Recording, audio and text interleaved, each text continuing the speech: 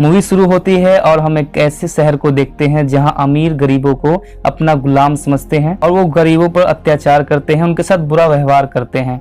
ये कहानी इसी शहर में रहने वाले एक आदमी की है जो जोकर और स्टैंड अप कॉमेडियन है। इसका नाम है आर्थर। ये अपनी मॉम के साथ रहता है। आर्थर एक सीधा साधा और शांत स्वभाव का आदमी है। वो एक बहुत बड़ा कॉमेडियन बनना चाहता है। एक बहुत बड़े कॉमेडी शो के होस्ट को आर्थर अपना आइडियल मानता है और उसकी ख्वाहिश है कि एक दिन वो उसके सामने परफॉर्म करे। इसके लिए आर्थर काफी मेहनत करता है। आर्थर को एक कंपनी के एडवर्टाइजमेंट का जॉब मिलता है। वो जोकर की ड्रेस में उस कंपनी का साइन बोर्ड लेकर रोड के किनारे खड़ा होता है। कुछ बदमाश बच्चे आकर आर्थर को तंग करते हैं और उसका साइन बोर्ड लेकर भाग जाते हैं। आर्थर भी उन बच्चों के पीछे भागता है ताकि वो उन बदमाश बच्चों से अपना साइन बोर्ड वापस ले सके। बच्चे आर्थर को बहुत भगाते हैं और एक लड़का वो साइन बोर्ड आर्थर के मुंह पर दे मारता है, जिससे वो साइन बोर्ड टूट जाता है। बच्चों का इतना करने के बाद भी मन नहीं भरता और वो आर्थर को बहुत बुरी तरह से मारने लगते हैं और आर्थर को अब्यूज करते हैं और उसका मजाक उड़ाकर वहां से चले जाते हैं। मगर आर्थर इन्हें कुछ नहीं कहता। आर्थर अपने बॉस के पास जाता है और अपने काम के पैसे मांगता है जिसका उसने एडवर्टाइजमेंट किया था। उसका बॉस आर्थर पर तरस खाने के बजाय उस पर भड़कता है कि तुमने कंपनी का बोर्ड खो दिया, जाओ पहले बोर्ड लेकर आओ, फिर पैसे वैसे की बात करना। आर्थर उसे सारी बात बताता है कि किस तरह बच्चों ने उसके साथ बदसलूकी की और उसका बोर्ड तोड़ दिया। इस पर बॉस उसे डांटता है कि बच्चे ऐसा कैसे कर सकते हैं, तुम जाओ और बोर्ड वापस लेकर आओ। आर्थर में सेल्फ कॉन्फिडेंस की कमी होती है। वो बॉस को जवाब नहीं दे पाता और उदास होकर वहां से बाहर आ जाता है। आर्थर बाहर आकर अपना पूरा गुस्सा एक डस्टबिन पर निकालता है, जिसे देख के हमें पता चलता है कि आर्थर अंदर से कितना हर्ट है। आर्थर घर आकर अपने दर्द को भुलाने के लिए डांस करता है। यहाँ हम देखते हैं कि आर्थर फिजिकली भी काफी वीक होता है।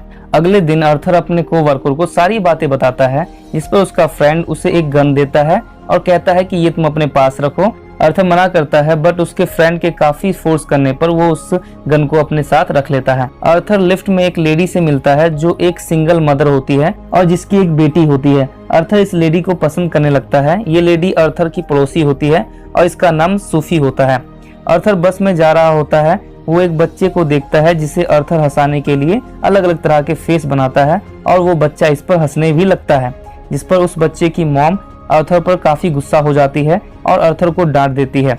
इस पर आर्थर जोर जोर से हंसने लगता है और यहाँ हमें पता चलता है कि आर्थर को न्यूरोलॉजिकल डिसऑर्डर की प्रॉब्लम होती है, जिसके कारण आर्थर जब भी पेन में होता है, दर्द में होता है, उसे तेज हंसी आने लगती है। वो जोर जोर से हंसने लगता है। उसे अपनी हंसी पे कंट्रोल नहीं होता। वो चाहकर भी अपनी हंसी को रोक नहीं पाता। आर्थर उस बस में बैठी लेडी को एक कार्ड देता है, इसमें उसकी इस प्रॉब्लम के बारे में सारी बातें लिखी होती है। आर्थर अपनी साइकाइट्रिस्ट के पास जाता है। उसकी साइकाइट्रिस्ट उससे कहती है कि तुम मुझे अपनी डायरी दिखाओ कि तुम क्या लिखते रहते हो। उस डायरी में बोल्ड करके आर्थर ने लिखा होता है कि मैं इस तरह नहीं मरना चाहता जिस तरह मैंने जिंदगी गुजारी है। आर्थर को पैसे की काफी कमी होती है, जिसके कारण वो अपनी दवाइयाँ गवर्नमेंट की बनाई मेडिकल स्टोर से लेता है, जो दवाइयाँ उसे बाहर से लेने पर काफी रकम चुकानी पड़ती। आर्थर अपने घर पहुंचता है। आर्थर की मॉम उससे थॉमस के लेटर्स के बारे में पूछती है, जिस पर आर्थर उससे कहता है कि हर बार की तरह इस बार भी कोई लेटर नहीं आया। दोस्तों, यहाँ हमें पता चलता है कि थॉमस एक बहुत बड़ा बिजनेसमैन होता है, जिसके यहाँ आर्थर की मॉम ने अपने 30 साल उसकी सर्विस में लगा दिए और आर्थर की मॉम को लगता है कि अगर थॉमस को इसकी गरीबी और लाचारी का पता चला तो थॉमस इनकी मदद जरूर करेगा। आर्थर और उसकी मॉम टीवी पर एक कॉमेडी शो देखते हैं। इस शो का होस्ट मूरे होता है, जिसका आर्थर बहुत बड़ा फैन होता है।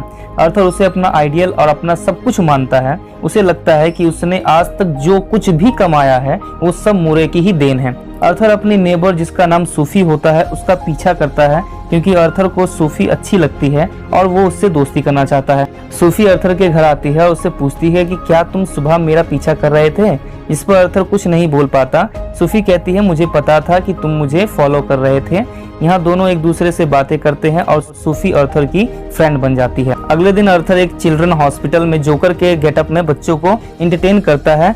दरअसल ये उसका नया जॉब होता है। यहाँ डांस के दौरान आर्थर के जेब से एक गन नीचे गिर जाती है, जिससे बच्चे और हॉस्पिटल के स्टाफ काफी डर जाते हैं। अर्थर का बॉस अर्थर को इस वजह से जॉब से निकाल देता है। साथ ही उसका बॉस ये भी कहता है कि तुमने अपने को-वर्कर से इसे खरीदा है, जिससे अर्थर काफी हर्ट हो जाता है क्योंकि उसने वो गन खुद खरीदी नहीं थी, बल्कि उस को-वर्कर ने अर्थर को फोर्सली उसके हिफाजत के लिए वो गन उसे दी थी। अर्थर को बहुत बुरा लगता है क्योंकि उसके को-वर्कर ने उसके साथ चीटिंग की। अर्थर का दिल यहाँ फिर टूट जाता है और वो काफी उदास होकर ट्रेन से घर लौट रहा होता है।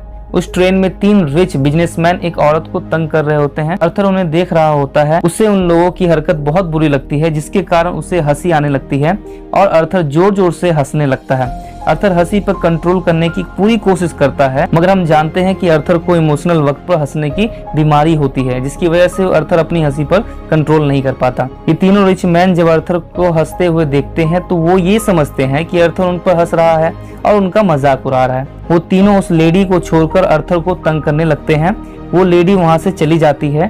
तीनों रिच मैन अर्थर को बहुत बुरी तरह पीटने लगते हैं। यहाँ अर्थर के सब्र का बांध टूट जाता है और वो जेब से गन निकालकर तीनों को शूट कर देता है और इन तीनों की मौके पे ही मौत हो जाती है। अर्थर बेहद घबरा जाता है और पागलों की तरह वहाँ से भागता है क्योंकि उसके हाथों 3 लोगों की हत्या हो चुकी होती है। अर्थर एक पब्लिक बाथरूम में पहुँचता है। यहाँ पहुंचकर अर्थर चैन की सांस लेता है। अर्थर डांस करने लगता है, जिससे हमें पता चलता है कि अर्थर को अब कोई अफसोस नहीं कि उसके हाथों किसी की हत्या हुई है। यहाँ ऐसा लगता है कि मानो अर्थर का नया जन्म हुआ हो और अब हम जिस अर्थर को देखते हैं वो पहले से बिल्कुल चेंज होता है। अब उसके दिल में सोसाइटी को लेकर सिर्फ और सिर्फ नफरत होती है। अगले दिन ये खबर पूरे शहर में आग की तरह फैल जाती है कि किसी जोकर ने 3 अमीरों को मौत के घाट उतार दिया। शहर के गरीब तबके के लोग उस जोकर को अपना मसीहा मानने लगते हैं और जोकर का खुलकर सपोर्ट करते हैं। टीवी पर थॉमस इंटरव्यू दे रहे होते हैं और बताते हैं कि जो 3 लोग मरे थे वो मेरे ही कंपनी के लोग थे। जहां वो उस जोकर को बहुत बुरा भला बोलते हैं जिसने उस तीनों को मौत के घाट उतारा था। ये सब सुनकर अर्थर जोर जोर से हंसने लगता है। हम समझ सकते हैं कि अब अर्थर को दर्द में नहीं बल्कि गुस्से और सोसाइटी से नफरत के कारण हंसी आती है। अर्थर अपने साइकाइट्रिस्ट के पास जाता है। यहाँ साइकाइट्रिस्ट उसे बताती है कि गवर्नमेंट ये मेडिकल शॉप को बहुत जल्द बंद कर देगी, जिसकी वजह से अब तुम्हें दवाइयाँ मुफ्त में नहीं मिल पाएगी और मैं भी तुम्हारा फ्री में ट्रीटमेंट नहीं कर पाऊंगी। ये हमारी आखिरी मुलाकात रहेगी। अर्थर उससे पूछता है कि मुझे मेरी दवाइयाँ अब कैसे मिलेगी, जिस पर वो डॉक्टर कोई जवाब नहीं देती। अर्थर को एक शो में स्टैंड अप कॉमेडी का मौका मिलता है, मगर नर्वस होने के कारण अर्थर को यहाँ भी हंसी आ जाती है और वो जोर जोर से हंसने लगता है और अपनी हंसी को कंट्रोल नहीं कर पाता, मगर फिर भी वो कुछ जोक्स सुनाता है। अर्थर घर आता है। उसकी मॉम उससे थॉमस के लेटर्स सेंड करने को कहती है और अपने रूम में चली जाती है। अर्थर जब उस लेटर्स को पढ़ता है तब उसे पता चलता है कि वो थॉमस का बेटा है और अब तक उसकी मॉम ने उससे ये सारी बातें छुपाई थी। अर्थर अपनी मॉम से इस लेटर के बारे में पूछता है तो उसकी मॉम कहती है कि मैं और थॉमस शादी करने वाले थे, लेकिन सोसाइटी के डर से थॉमस ने मुझे मना कर दिया। अर्थर ये सब सुनकर बिल्कुल बिखर सा जाता है। वो अपने डैड थॉमस से मिलने उसके घर जाता है। यहाँ उसकी मुलाकात थॉमस के बेटे से होती है जिसका नाम ब्रूस होता है। वहाँ तभी एक बटलर आ जाता है जो अर्थर को बंगले के डोर के अंदर तक नहीं घुसने देता। अर्थर उसे बताता है कि थॉमस उसके पिता है, लेकिन वो बटलर उसे वहाँ से भगा देता है। अर्थर जब घर वापस आता है तो वो देखता है कि पुलिस उसकी मॉम को एम्बुलेंस में डाल रहे होते हैं। उसकी मॉम को हार्ट अटैक आया होता है। 2 पुलिस वाले अर्थर से उन 3 अमीरों के मर्डर के केस में इन्वेस्टिगेशन करते हैं। इन पुलिस वालों ने उसकी मॉम से भी यही इन्वेस्टिगेशन किया था, जिसकी वजह से उसकी मॉम को हार्ट अटैक आया। अर्थर यहाँ चालाकी से पुलिस के सवालों का जवाब दे देता है और वहाँ से बचकर निकल जाता है। यहाँ टीवी पर उसका फेवरेट कॉमेडी शो चल रहा होता है, जिसमें उसका आइडियल पर्सन मुरे शो को होस्ट कर रहा होता है। अर्थर मुरे को देखकर काफी खुश होता है और चाव से उसका शो देखने लगता है। शो में मुरे अर्थर का वही क्लिप दिखाता है जिसमें अर्थर नर्वस हो गया था और हंस रहा था। मुरे अर्थर का काफी मजाक उड़ाता है और उसको काफी नीचा दिखाता है। यहाँ एक बार फिर अर्थर का दिल टूट टूट कर रेजा रेजा हो जाता है, क्योंकि अर्थर मुरे को बहुत पसंद करता था और मुरे ने उसका पूरी दुनिया के सामने मजाक बना दिया। इधर शहर भर में अमीरों के अत्याचार के खिलाफ गरीबों का एक बड़ा तबका जोकर के शक्ल में प्रोटेस्ट कर रहा होता है। अर्थर चुपके से मूवी थिएटर में चला जाता है जहां थॉमस भी मौजूद होता है। अर्थर थॉमस को अपनी मॉम और अपने बारे में बताता है, जिस पर थॉमस अर्थर से कहता है कि तुम मेरे बेटे नहीं हो सकते, तुम मेरे बेटे नहीं हो और ना ही मैं तुम्हारा बाप हूँ। तुम्हें आश्रम से गोद लिया गया है और वो लेडी भी तुम्हारी असली माँ नहीं है, वो पागल है और उसने पैसे के लालच में तुम्हें ये सारी बातें बताई है। अर्थर को विश्वास नहीं होता कि ये सब सच है। अर्थर को मूरे के ऑफिस से कॉल आता है। मूरे अर्थर का इंटरव्यू लेना चाहता था क्योंकि उसकी वो क्लिप जो मूरे ने अपने एक शो में दिखाया था उसे लोगों ने काफी पसंद किया और लोगों की डिमांड पर अर्थर का इंटरव्यू किया जाना था। अर्थर उसके लिए एग्री हो जाता है। उसे थॉमस की बात की सच्चाई जाननी थी। अर्थर अरखाम स्टेट हॉस्पिटल जाता है। वो रिसेप्शन पर जाकर अपनी मॉम की फाइल मांगता है, जिसे देने से वहां खड़ा आदमी मना कर देता है। वो चुपके से उस फाइल को छीनकर भागता है। जब अर्थर उस फाइल को पढ़ता है तो यहाँ अगेन वो टूट जाता है, क्योंकि उसमें लिखा होता है कि अर्थर की मॉम हॉस्पिटल की नर्स थी और उसने अर्थर को अडॉप्ट किया था। यहाँ अर्थर को पता चलता है कि उसकी मॉम का एक बॉयफ्रेंड भी था, जिसके साथ उसके रिलेशन काफी समय पहले से थे। उसका बॉयफ्रेंड छोटे अर्थर को मारा पीटा करता था और उसकी मार से अर्थर के सर पर एक गहरी चोट लग गई थी। और आज अर्थर जिस परेशानियों का सामना कर रहा है, इन सब का कारण वही बचपन में लगी चोट थी। अर्थर ये सब जानने के बाद अपने दिल का दर्द बांटने अपनी फ्रेंड सूफी के पास जाता है। मगर दोस्तों, यहाँ हमें पता चलता है कि सूफी जैसी कोई कैरेक्टर तो थी ही नहीं। सूफी सिर्फ अर्थर की एक इमेजिनेशन होती है, वो तो कभी थी ही नहीं। वो बातें जो अर्थर को फाइल से पता चली, उससे अर्थर काफी हर्ट होता है और सीधा हॉस्पिटल पहुंच जाता है और अपनी माँ को जान से मार देता है। इसके बाद जब अर्थर मेकअप कर रहा होता है जोकर का, तो उसे अपनी मॉम की एक फोटो मिलती है जिसके पीछे लिखा होता है you have a beautiful smile, जिस पर थॉमस का साइन होता है, जिससे अर्थर को समझ आ जाता है कि थॉमस और उसकी मॉम के बीच कुछ तो था। तभी उसके घर पर उसके फ्रेंड्स आ जाते हैं, जिसमें उसका वो कोवर्कर भी होता है जिसने उसे गन दिया था।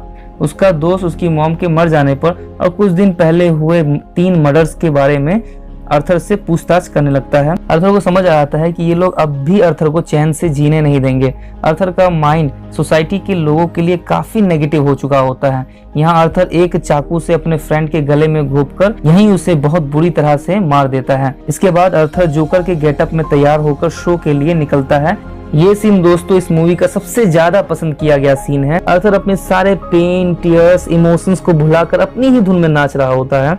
अर्थर उन पुलिस वालों से भागता है और एक ट्रेन में चढ़ जाता है। दोस्तों, यहाँ कई सारे लोग जोकर के गेटअप में होते हैं, इसलिए पुलिस वाले अर्थर को पकड़ नहीं पाते और अर्थर वहाँ से बचकर मूरे के शो में पहुंच जाता है। मूरे का शो स्टार्ट हो जाता है। मूरे अर्थर से पूछता है कि तुम ये जोकर के ड्रेस में क्यों आए हो, जिस पर अर्थर कहता है कि उसे लोगों को हंसाने में अच्छा लगता है, इसीलिए उसने जोकर का गेटअप किया है। जिस पर मूरे उससे कहता है, ठीक, अगर तुम जोकर हो तो कोई जोक सुनाओ।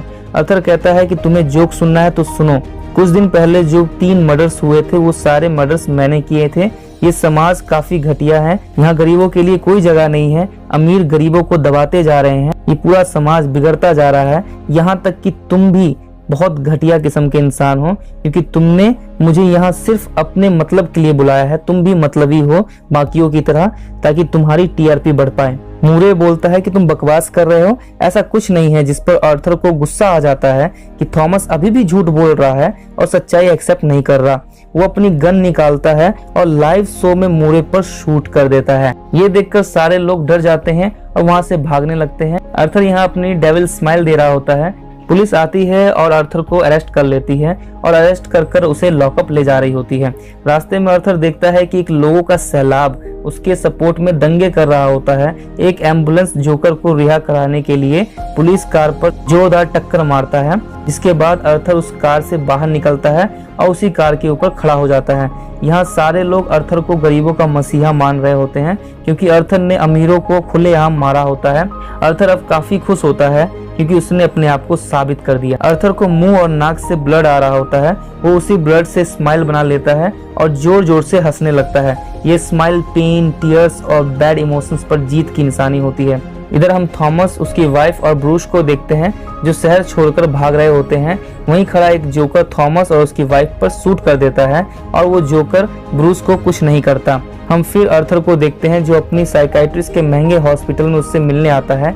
यहाँ भी अर्थर जोर जोर से हंसने लगता है, इससे उसकी साइकाइट्रिस्ट उसकी हंसी की वजह पूछती है। अर्थर उससे कहता है कि तुम इस हंसी का कारण कभी नहीं समझ सकती, और अर्थर वहाँ से जाने लगता है। अर्थर के कदमों पर खून के निशान दिखते हैं, जिसका मतलब कि उस साइकाइट्रिस्ट का भी पत्ता कर चुका होता है। यहाँ हम देखते हैं कैसे एक अच्छा सीधा साधा इनोसेंट सा इंसान सोसाइटी के अत्याचार के कारण खूनी बन जाता है। किसी को इतना दर्द मत दो कि उससे उस दर्द का एहसास ही होना खत्म हो जाए, उसके अंदर से अच्छाई का वजूद ही खत्म हो जाए। वेल, अब ऑथर अपनी नई लाइफ से काफी खुश होता है और मूवी यहीं पे एंड होती है। Take care, peace out.